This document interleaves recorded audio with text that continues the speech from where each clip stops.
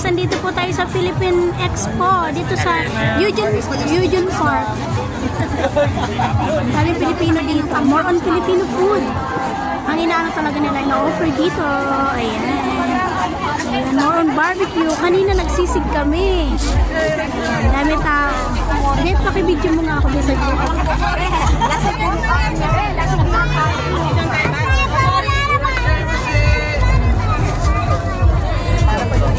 Thank you. Ayan, dami.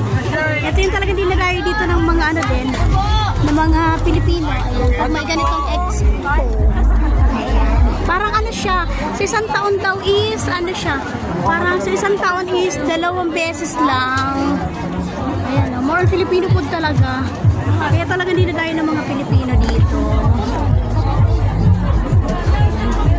Bibili kami ng ensaymada.